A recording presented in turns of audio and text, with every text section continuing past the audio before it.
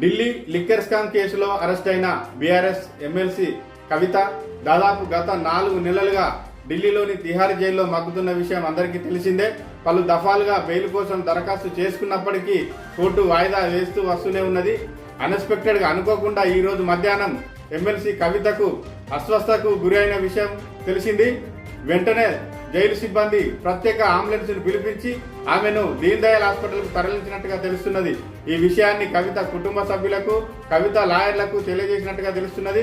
అయితే తీవ్ర అస్వస్థతకు గురైన కవిత ఆరోగ్య పరిస్థితి ఎట్లా ఉన్నది ఏంది అనేది మనకు ఇంకో 1-2 గంటల వరకు తెలిసే అవకాశం ఉంది.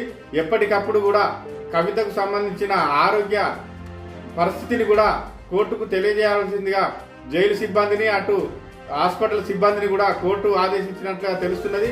మరి ఈమె ఆరోగ్యం నిలకడగా ఉంటుందా, ఎట్లా ఉంటది, మరి ఆమె ఆరోగ్య పరిస్థితి ఎట్లా ఉన్నది, మరి ఈ ఆరోగ్య పరిస్థితులు ఎమ్మెల్సీ కవిత ఇట్లా ఉన్న పరిస్థితుల దృష్ట్యా మరి హాస్పిటల్లో ట్రీట్మెంట్ ఇస్తారా, లేకపోతే ఇంకా వేరే హాస్పిటల్కు తరలిస్తారా, బెయిల్ వస్తుందా మరి ఈ సందర్భంగా అనేది మనం వేచి అయితే చూద్దాము ఏం జరుగుతుందో. చూస్తూనే ఉండండి. మరిన్ని మంచి ముచ్చట్ల కోసం ESM 1 TV. నమస్తే.